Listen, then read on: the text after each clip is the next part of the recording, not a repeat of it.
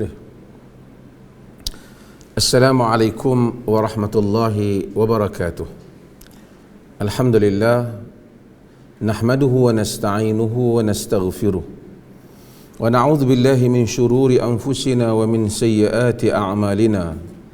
Man yahdihillahu fala mudilla lahu wa man yudlilhu fala hadiya lahu. Asyhadu an la ilaha illallah wahdahu la syarika lahu wa asyhadu anna Muhammadan abduhu wa rasuluhu, amma ba'd. Sedang penonton yang dirahmati Allah, saya mendoakan mudah-mudahan kita semua dan saudara-saudara sekalian berada dalam keadaan sihat sejahtera, mematuhi arahan yang telah dikeluarkan oleh pemerintah, iaitu berada di rumah masing-masing. Semalam kita tidak bersiaran kerana keadaan kekangan yang tertentu, dan insya-Allah hari ini kita meneruskan siaran kita seperti biasa.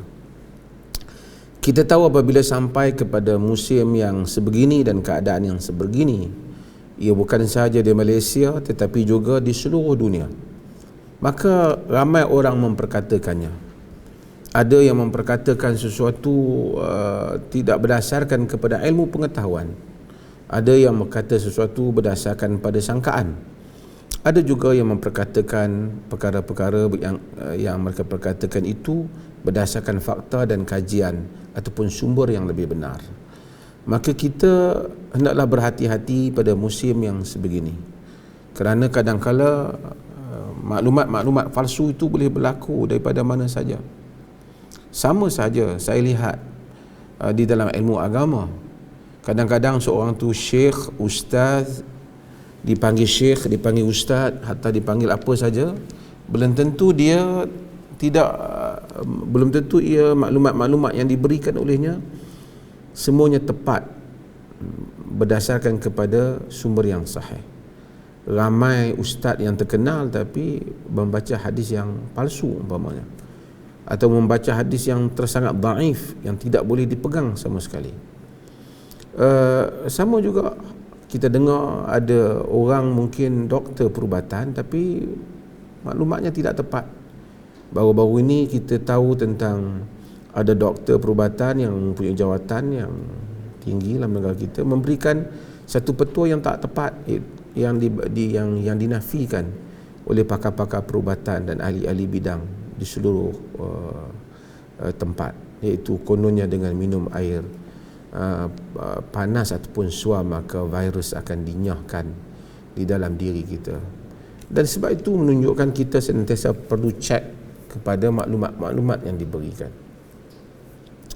Saya terbaca satu artikel dalam musim ini yang ditulis dalam bahasa Inggeris, iaitu dia tajuknya From Mecca to Vatican, COVID-19 proves when human beings are in peril, God's flee first.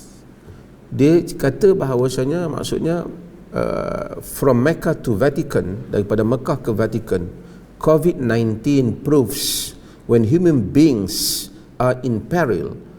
COVID-19 membuktikan bahawasanya apabila manusia ini berada dalam keadaan akan binasa, manusia berada dalam keadaan dah rosak, God's flee first. Tuhan dulu yang lari. Dia nak cerita dalam artikel ni, kata dia, tengok, Mekah dah ditutup, Masjid Nabi pun tutup, Vatikan pun tutup, semua rumah-rumah ibadat agama-agama lain pun tutup. Ada agama-agama tertentu letak mask dekat berhala mereka. Jadi dia kata akhirnya Tuhan tak boleh menyelamatkan manusia. Yang boleh menyelamatkan manusia ialah saintis. Jadi dia kata Tuhan pun tak tolong dah orang-orang yang menyembahnya. Sebab itu akhirnya saya tahu artikel-artikel yang seperti itu dia akan menuju kepada menafikan kewujudan Tuhan, khususnya golongan ateis yang menulis ataupun yang memperkatakan tentang hal ini. Dan kita tahu bahawasanya ada peningkatan yang agak tinggi dunia kebelakangan ini dengan kumpulan aliran ateism ini. Apapun saya tidak isu agama-agama lain tu satu hal, tapi saya ingin memberikan satu gambaran kepada orang Islam dan juga orang bukan Islam, bagi mereka yang mendengar. Apakah sebenarnya pandangan Islam, tasawur Islam, worldview, gambaran kepada konsep yang Islam ada tentang ketuhanan, kehidupan, dan tentang apa yang berlaku di kalangan manusia. Agama ini tidak pernah menyatakan bahawasanya Tuhan itu hanya berada di dalam masjid. Mematuhi ajaran Tuhan bukan sahaja dengan manusia datang ke masjid. Mematuhi ajaran Tuhan ialah dengan manusia itu melaksanakan titah perintah Tuhan dalam dan luar masjid. Apabila seseorang tidak pergi ke masjid kerana mengelakkan diri daripada bahaya, dia sebenarnya sedang mengabdikan diri, sedang worship, sedang beribadat kepada Allah Subhanahu wa taala. Kerana di dalam agama itu menjaga keselamatan manusia. Agama suruh kita pergi ke masjid. Nabi SAW suruh kita ke masjid. Tapi Nabi yang sama juga mengajar apabila ribut, hujan lebat, azan, suruh orang sallu fi buyutikum, salatlah kamu di rumah kamu. Nabi yang sama. Nabi yang menyuruh kita datang ke masjid, ajaran agama, seperti mana ia merupakan wahyu, titah perintah Allah Subhanahu wa taala yang disampaikan oleh Nabi sallallahu alaihi wasallam. Tapi Nabi itu juga menyatakan, man akala min hadhihi syajaratil khabitha syai'an fala yaqrabanna fil masjid. Dalam hadis riwayat Muslim, sesiapa yang makan daripada pokok yang busuk ni, yakni pokok bawang putih, syai'an, makan sikit, fala yaqrabanna fil masjid, jangan hampiri kami di masjid. Yakni orang yang makan makanan busuk, makan bawang putih, makan petai, makan durian, makan apa saja yang busuknya ada di mulutnya, termasuklah kaki-kaki rokok ni, yang merokok, dia tidak datang ke masjid, tak disuruh datang ke masjid. Walaupun kesalahan pada dirinya, dia akan dipertanggungjawabkan kesalahan itu kalau dia mengambil yang haram seperti rokok. Kerana apa? Kerana itu akan menyebabkan orang lain menjadi susah. Orang lain akan menjadi resah dan menyakiti orang lain. Demikian juga masalah pergi ke masjid. Bukan tanda Tuhan sudah meninggalkan manusia. Tuhan tidak meninggalkan manusia. Islam melihat kehidupan ini ialah dua. Manusia ini hidup sementara di dunia ini, dan hakikat kehidupan yang sebenar ialah di akhirat. Walaupun manusia hidup dalam kehidupan yang sementara di dunia ini, ada mungkin 20 tahun, 30 tahun, ada yang kurang daripada itu. Ada 40 tahun, ada 50 tahun, 60 tahun, paling tinggi 90 tahun. 100 tahun jarang-jarang orang kita lihat. Atau 90 tahun jarang-jarang. 70 tahun ramai orang yang meninggal. Namun dalam masa yang sama, sekalipun dia menyatakan hakikat kehidupan itu di akhirat. Dunia ini sementara, awak bekerjalah, berusahalah supaya membawa pahala yang sebanyak-banyaknya, kebaikan yang sebanyak-banyaknya, sebagai tanda ketaatan awak kepada Tuhan. Bawalah ia ke akhirat kelak. Dunia ada tempat manusia untuk mendapatkan pahala, membuktikan dia taat pada Allah. Di antara tanda membuktikan dia taat kepada Allah itu, dia tak rosakkan alam ini. Bila manusia rosakkan alam, maka Allah Subhanahu wa taala menghukum manusia. Allah menyebut dalam Al-Quran, "Zahara al-fasadu fil barri wal bahri bima kasabat aydin nas liyudhiqahum ba'd alladhi 'amilu la'allahum yarji'un." Zahara al-fasadu fil barri wal bahri bima kasabat aydin nas. Telah zahirlah kerosakan di daratan dan di lautan disebabkan apa yang dilakukan oleh tangan-tangan manusia. Liyudhiqahum ba'd alladhi 'amilu la'allahum yarji'un, supaya Allah merasakan kepada mereka kesakitan sebahagian daripada apa yang mereka lakukan, mudah-mudahan mereka kembali kepada Allah. Jadi apa yang menimpa kita ini daripada banyak alam, hasil tindak balas alam kepada kita, adalah hasil daripada perbuatan tangan manusia. Manusia yang buat itu bukan semua manusia yang pergi masjid, bukan semua manusia yang pergi masjid. Ada manusia yang mengabdikan diri pada Tuhan, ada manusia yang membantah menderhakai Tuhan. Oleh kerana sebahagian manusia membantah menderhakai Tuhan dan mereka melakukan hal-hal yang merosakkan alam, maka semua manusia lain terkena. Termasuklah manusia yang pergi ke masjid. Mungkin dia hanya pergi ke masjid tapi tidak mematuhi sebahagian ajaran Tuhan yang lain. Mungkin dia pergi ke masjid tapi tidak menunaikan tanggungjawab al-amru bil ma'ruf wan nahyi 'anil munkar. Menyuruh kepada ma'ruf, mencegah daripada munkar agar alam tidak dimusnahkan. Banyak lagi hal-hal.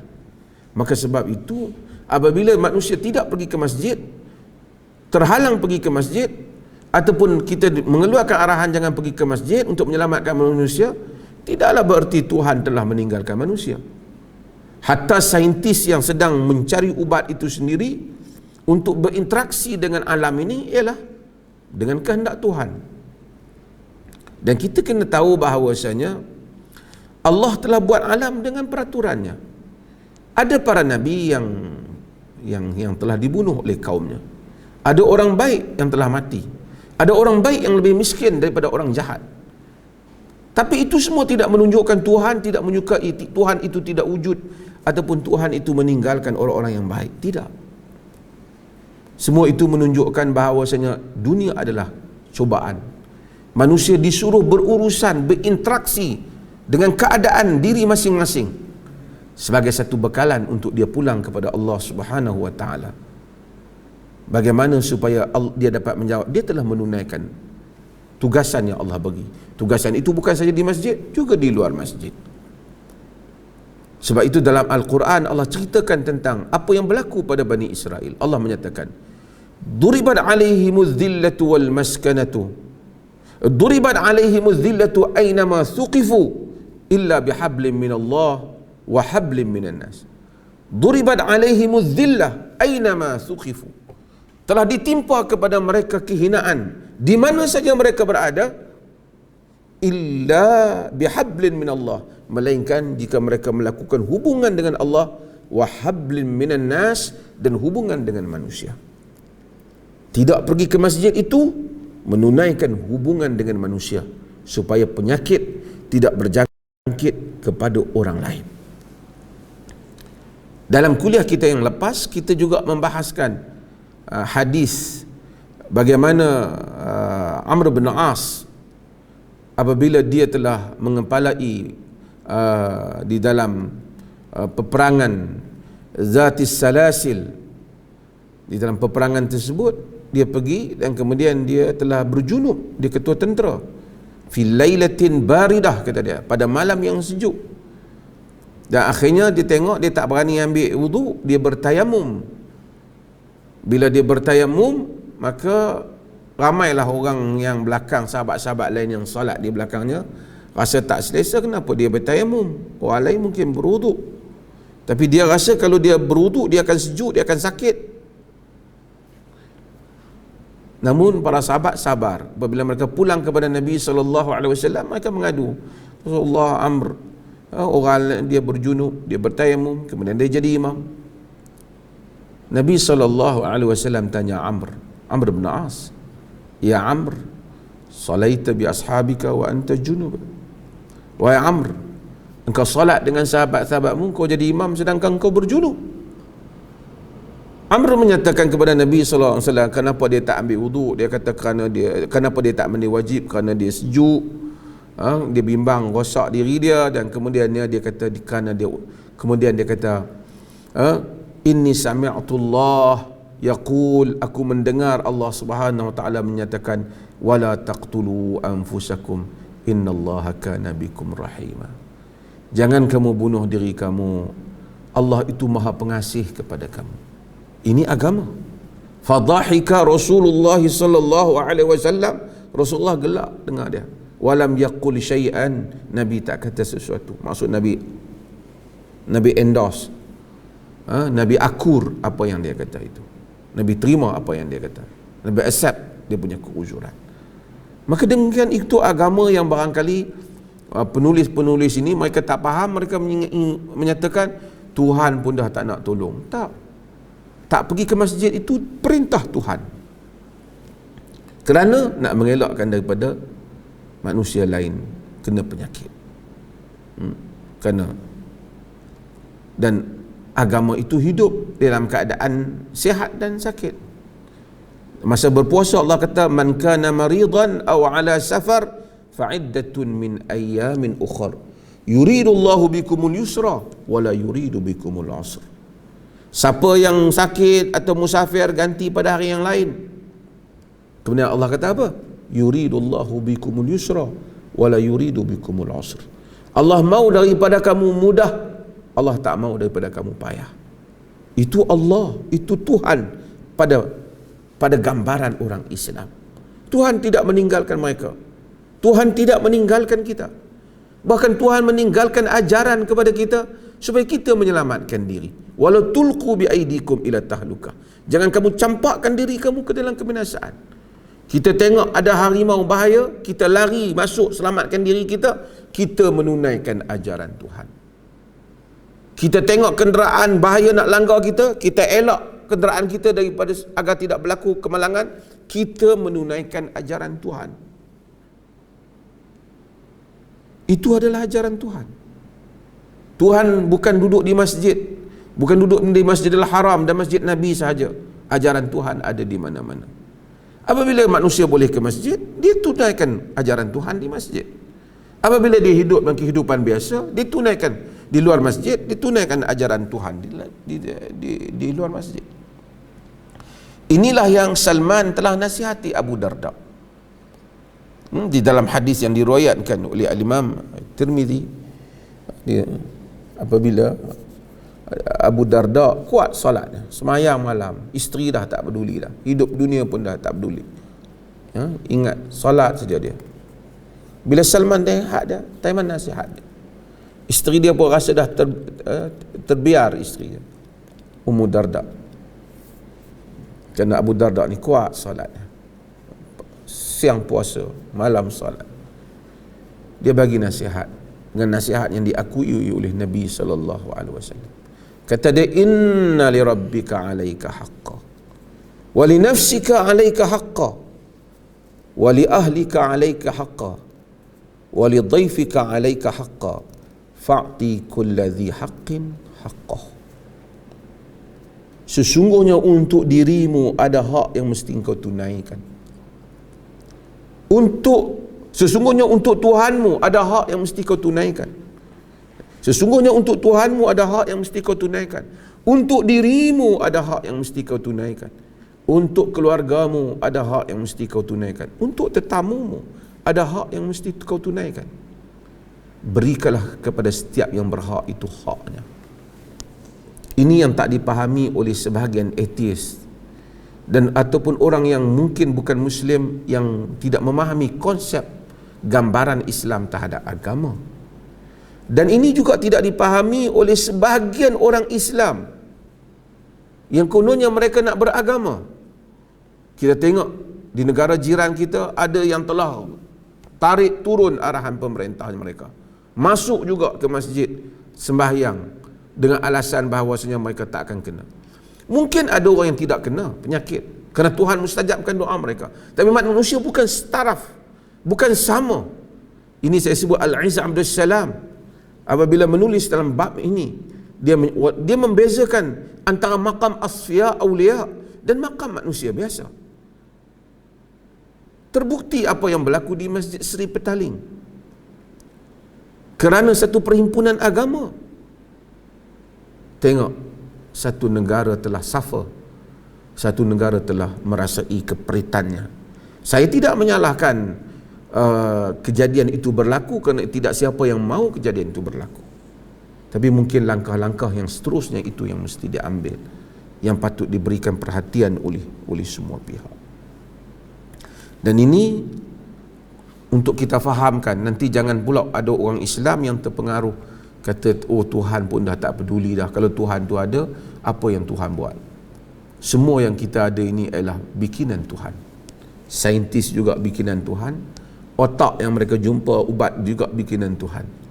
Tuhan telah mengenakan kesakitan kepada manusia di atas kehendaknya dan dia maha tahu apa yang telah kita lakukan. Hari ini kita lihat ada juga di samping hikmah di atas apa yang berlaku itu, di samping benda ni kita tidak suka, ada juga tempat-tempat tertentu haiwan-haiwan lain lebih dapat bebas keluar. Kezaliman-kezaliman yang kita kenakan, di atas semua berlaku itu ada hikmah. Ramai orang barangkali sebelum ni tak ada masa dengan keluarga, sudah ada masa dengan keluarga dalam masa 2 minggu ni. Ada orang yang mungkin sebelum ni tak belajar bagaimana nak jadi imam dalam keluarga, belajar jadi imam dalam keluarga. Banyak hal-hal. Ada orang yang mungkin banyak sibuk dengan urusan, dia asyik nak berpolitik saja, mungkin dia dapat fokuskan tentang kebaikan kerahmatan orang lain juga. Ada orang yang juga sekarang kita dapat tahu, kita dapat tengok sendiri bagaimana jasa manusia-manusia di sekeliling kita, daripada pasukan petugas di Kementerian Kesihatan, daripada bahagian bencananya, daripada anggota polis, anggota tentera. Ini semua adalah hikmah bagi negara kita untuk kita hidup bernegara. Dan juga negara-negara lain juga, mereka juga mempunyai kehidupan mereka sendiri, dan ini adalah hikmah yang besar. Di samping itu, saya ingin mengambil ruang ini untuk kita mengingati apa yang disebut oleh Nabi SAW. Di samping usaha-usaha kemanusiaan ini, kita sentiasalah minta kepada Allah kesejahteraan. Di dalam hadis yang diriwayatkan oleh Imam Tirmizi dan selainnya, Nabi SAW kata, is'alullah al-afiyah, mintalah kepada Allah itu al-afiyah, iaitu kesejahteraan. Is'alullah al-afwa wal-afiyah, mintalah kepada Allah itu kemaafan dan kesejahteraan. Fa inna ahadan lam yu'ta ba'da al-yaqini khairan min al-afiyah. Kerana fa inna ahadan lam yu'ta, sesungguhnya seseorang tidak diberikan ba'dal yaqini, selepas daripada keyakinan, khairan minal afiyah, yang lebih baik daripada afiyah.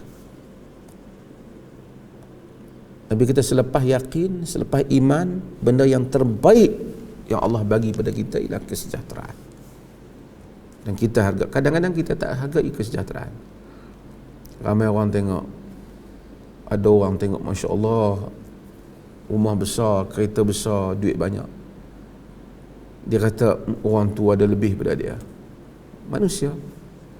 Tapi berapa ramai orang yang kereta besar, rumah besar, ada sakit, tak sihat. Ada orang yang naik motosikal saja, kerja biasa, makan nasi pun bukan makanan di restoran yang mewah, tapi sihat, makan elok. Ini afiah. Ada orang rumah besar, harta banyak, tapi tak sejahtera, hidup terancam. Ramai orang kita tengok pergi balik dia ke mahkamah dan macam-macam lagi. Ada orang harta dia sikit tapi sejahtera, tidur lena, tidak ada masalah pada dia, keselamatan dia. Sebab tu afiah. Nabi kata, fa inna ahadan lam yu'ta ba'dal yaqini khairan minal afiyah. Seseorang tidak diberikan selepas daripada yakin lebih baik daripada afiah. Ini adalah pengajaran kepada kehidupan kita. Lebih menarik daripada itu, Abdullah ibnu Umar telah meriwayatkan bahawa tentang doa Nabi SAW. Dan doa ini selalulah saya di dalam kuliah-kuliah menyebut, dan saya yang fakir ini pun berusaha mengamalkannya. Dan seperti mana kebanyakan orang lain yang lebih beramal di dalam solat, di dalam sujud, di dalam pagi dan petang, bila ada kesempatan membaca doa ni, iaitu doa Abdullah bin Umar yang diriwayatkan oleh Imam Ahmad, diriwayatkan juga oleh Abu Dawud dalam sunannya, diriwayatkan juga oleh Ibnu Majah, di mana Nabi kata Abdullah bin Umar, lam yakun Rasulullah sallallahu alaihi wasallam yada'u haula'i ad-da'awat hina yusbihu wa hina yumsi, Nabi SAW lam yakun yada'u hadhihi da'awat atau haula'i da'awat. Nabi tak pernah tinggal doa-doa ini hina yusbihu wa hina yumsi, apabila Nabi berada pada waktu pagi ataupun pada waktu petang. Apa doanya? Doanya, Allahumma inni as'alukal afiyata fid dunya wal akhirah. Ini doa ni mungkin boleh. Allahumma inni as'alukal afwa wal afiyata. Dalam sebahagian riwayat, dalam riwayat yang Imam Ahmad dan selainnya, dia hanya sebut pada ungkapan yang pertama hanya afiyah saja. Allahumma inni as'alukal afiyata fid dunya wal akhirah. Ya Allah, aku memohon kepadamu kesejahteraan di dunia dan di akhirat. Allahumma inni as'alukal afwa wal afiyata. Ya Allah, aku memohon kepadamu kemaafan dan keafiatan. Fid dini, pada agamaku. Wa dunyaya, pada duniaku. Wa ahli, pada kaum keluargaku. Wa mali, pada hartaku. Yani fid dini, pada agama kita supaya sejahtera, supaya kita tidak terbabas daripada agama, pegangan agama. Wa dunyaya, pada dunia kita supaya sejahtera. Wa ahli, pada kaum keluarga kita. Wa mali, pada harta kita sejahtera. Allah mastur aurati. Ya Allah, tutupkanlah aurat aku. Maksud tutuplah segala keaiban-keaibanku. Ini penting, kerana kita semua mempunyai keaiban yang banyak. Jika tidak kerana Allah menutup keaiban kita, tidak ada kita yang selamat di mata manusia. Semua kita mempunyai keaiban. Hanya rahmat Allah telah menutup keaiban ini sehingga kita dapat berjalan di kalangan manusia, berbicara dengan manusia yang lain. Manusia lain bersangka baik dengan kita. Jika Allah singkap, tidak ada siapa yang selamat. Allah mastur aurati wa amin rawati. Dan amankanlah, ya Allah, tutuplah keaibanku dan amankanlah ketakutan-ketakutanku. Wahfaz baina yadayya. Tolong lindungi, jaga di hadapanku. Wahfaz baina yadayya wa min khalfi. Dan jagalah di belakangku. Wa an yamini, jaga di sebelah kananku. Wa an shimali, jaga di sebelah kananku. Wa a'udzu bi'azamatik an ughtal min tahti. Aku bermelindung dengan keagunganmu agar tidak dikenakan serangan hendak daripada bawahku. Yakni tidak kena satu bala yang mengejut, biasanya daripada bawah manusia. Benda maksudnya apa yang kita tak nampak, kita kena. Ini doa yang patut kita baca. Ramai orang beri macam-macam petua doa. Sebahagian kata jumpa dalam mimpi lah apa, terpulanglah. Tetapi apa yang saya sebut ini ialah doa yang disebut oleh Abdullah bin Umar, yang disebut, yang diambil daripada Nabi sallallahu alaihi wasallam, yang dia kata, lam yakun Rasulullah sallallahu alaihi wasallam yada'u haula'il kalimat hina yusbihu wa hina yumsi. Nabi tak tinggal kalimat-kalimat ini pada waktu pagi dan waktu petang. Apa dia tadi? Yang kita baca tadi. Allahumma inni as'aluka al-afiyata fid dunya wal akhirah. Kalau kita sambung, Allahumma inni as'aluka al-afiyata fid dunya wal akhirah. Allahumma inni as'aluka al-afwa wal afiyata fi dini wa dunyaya wa ahli wa mali. Allahumma astur aurati wa amin rawati wahfaz baina yadayya wa min khalfi wa an yamini wa an shimali wa a'udzu bi'azamatik an ughtala min tahti. Tadi saya dah bagi makna. Sekali lagi, Allahumma inni as'aluka al-afwa, ataupun Allahumma inni as'aluka al-afiyata fid dunya wal akhirah. Ini ada dua riwayat. Allahumma inni as'aluka al-afiyata fid dunya wal akhirah. Allahumma inni as'aluka al-afwa wal-afiyata fi dini wa dunyaya wa ahli wa mali. Allah mastur awrati wa amin rawati wahfaz baina yadayya wa min khalfi wa an yamini wa an shimali wa min fawqi wa a'udzu bi'azamati an ughtal min tahti. Dengan makna yang tadi, Allahumma inni as'aluka al-afiyata fid dunya wal akhirah. Ya Allah, aku memohon daripadamu kesejahteraan dunia dan akhirat. Allahumma inni as'aluka al-afwa wal afiyata fi dini wa dunyaya wa ahli wa mali.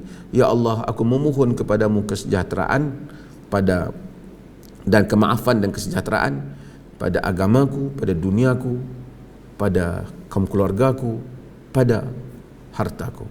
Allah mastur aurati, ya Allah tutuplah auratku, aib-aibku. Wa amin rawati, dan amankanlah ketakutan-ketakutanku. Wahfaz baina yadayya, tolong lindungi depanku.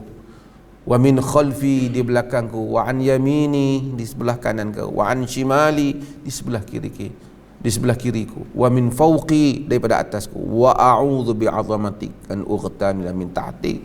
Aku memohon perlindungan denganmu daripada dikenakan serangan hendap daripada bawahku. Dengan hadis yang sahih ini yang diriwayatkan daripada Rasulullah sallallahu alaihi wasallam, mudah-mudahan kita mengamalkannya pagi dan petang. Semoga Allah memberikan kesejahteraan kepada kita dan kaum keluarga kita, keseluruhannya harta benda kita dan apa saja. Bukan saja untuk musim coronavirus ini. Dan kata Abdullah ibnu Umar, Nabi mengamalkannya, tidak pernah meninggalkannya pagi dan petang dalam hayat baginda sallallahu alaihi wasallam. Mudah-mudahan Allah memberikan kesejahteraan pada saudara-saudara sekalian. Marilah kita berdoa di dalam tahajud kita, dalam salat kita, kepada orang-orang yang berjasa pada kita. Kerana Nabi sallallahu alaihi wasallam suruh kita berdoa kepada orang yang buat baik pada kita. Nabi kata, siapa man ahsana ilaikum ma'rufan, siapa yang buat ma'ruf kepada kita, fakafi'u, balas kebaikannya. Fa in lam tajidu ma tukafi'u, kalau kamu tak ada apa yang kamu nak balas, fad'u lahu, kamu doa untuknya. Jadi kita doa supaya Allah bagi pahala, kebaikan, kesihatan, kesejahteraan, ganjaran yang baik, kehidupan dunia dan akhirat kepada seluruh mereka yang berada di barisan hadapan dalam negara ini, yang berkhidmat untuk rakyat, daripada Kementerian Kesihatan, Bencana, daripada segala pasukan anggota tentera, anggota polis dan segala ATM dan segala yang terlibat, perkhidmatan awam dan seumpamanya, supaya mereka semua dalam kesejahteraan dan diberikan ganjaran yang besar di atas jasa mereka pada negara ini. Sekian, wassalamualaikum warahmatullahi wabarakatuh.